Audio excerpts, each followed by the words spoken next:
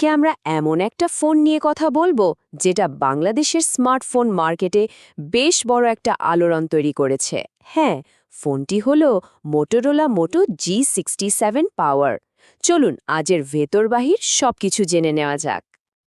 আচ্ছা, একবার ভাবুন তো, যদি এমন হতো যে ফোনের চার্জ নিয়ে আর কোনো চিন্তাই করতে হচ্ছে না। মানে সারাদিন পরদিন পাওয়ার ব্যাংক বা চার্জার খোঁজার যে একটা ঝামেলা, সেটা যদি আর থাকতোই না। এই সমস্যাটা কিন্তু আমাদের কম বেশি সবারই, তাই না? আর এখানেই কিন্তু একজন সাধারণ ক্রেতার জন্য আসল চ্যালেঞ্জটা শুরু হয়, মানে নিজের বাজেটের মধ্যে সবচেয়ে সেরা জিনিসটা খুঁজে বের করা।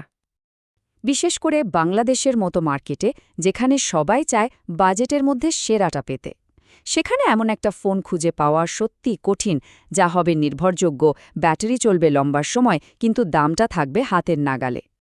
আর ঠিক এই সমস্যার একটা দারুণ সমাধান নিয়েই কিন্তু মার্কেটে এসেছে মটোরোলার এই নতুন ফোনটি।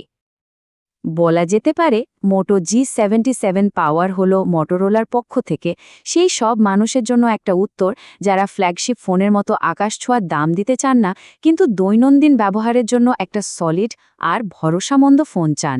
মানে কম দামে দারুণ ফিচারের একটা প্যাকেজ।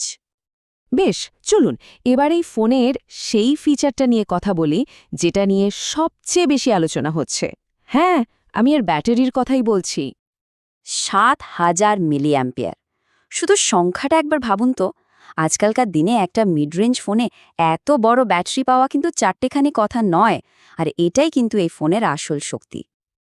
তো এই বিশাল সংখ্যার মানেটা আসলে কি? সোজা কথায় এর মানে হলো, একবার ফুল চার্জ দিলে আপনি আরামসে 2 থেকে 3 দিন পর্যন্ত ফোনটা ব্যবহার করতে পারবেন। মানে চার্জার নিয়ে দৌড়াদৌড়ির দিন প্রায় শেষ। তাহলে এই অসাধারণ ব্যাটারি লাইফটা কাদের সবচেয়ে বেশি কাজে আসবে?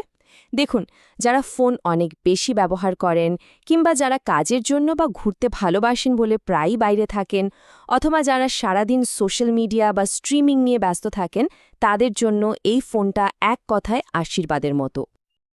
এখন মনে প্রশ্ন আসতেই পারে, এত বড় ব্যাটারি চার্জ হতে তো অনেক সময় লাগার কথা।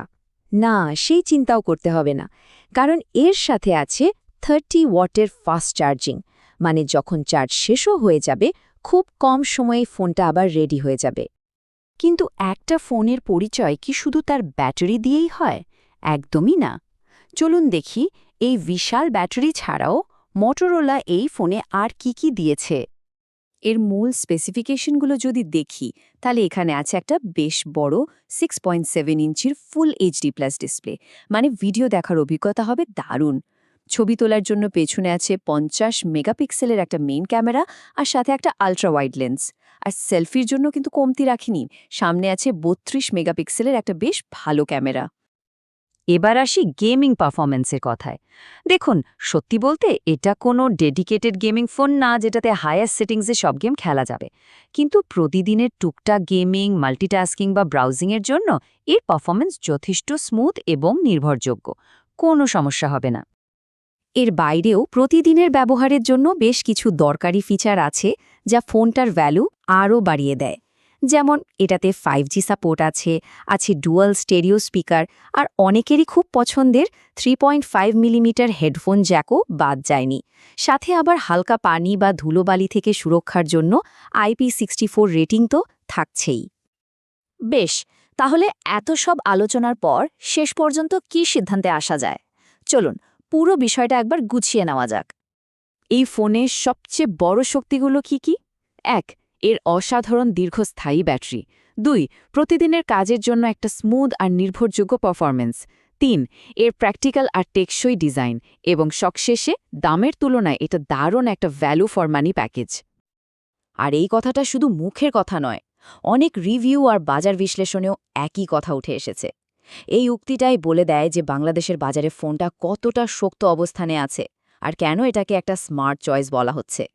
সুতরাং মূল কথা হলো, যাদের কাছে ফোনের ব্যাটারি লাইফ আর নির্ভরযোগ্য পারফরম্যান্সটাই আসল কথা, তাদের জন্য এই ফোনটা একটা দারুণ অপশন হতে পারে। এটা আসলে সেই সব ব্যবহারকারীদের জন্য যারা শুধু কাগজে স্পেসিফিকেশনের পেছনে না ছুটে একটা প্র্যাকটিক্যাল ফোন চান। শেষ করার আগে একটা প্রশ্ন রেখে যেতে চাই। এই যে চারদিকে শুধু দামি ফ্ল্যাগশিপ ফোনেরই জয় জয়কার, এর মধ্যে একটা ভালো ফোনের আসল সংজ্ঞাটা আসলে কি হওয়া উচিত? অনেক দামি স্পেসিফিকেশন, নাকি এমন কিছু ফিচার যা আমাদের প্রতিদিনের জীবনকে সত্যিই সহজ করে তোলে? একটু ভেবে দেখবেন।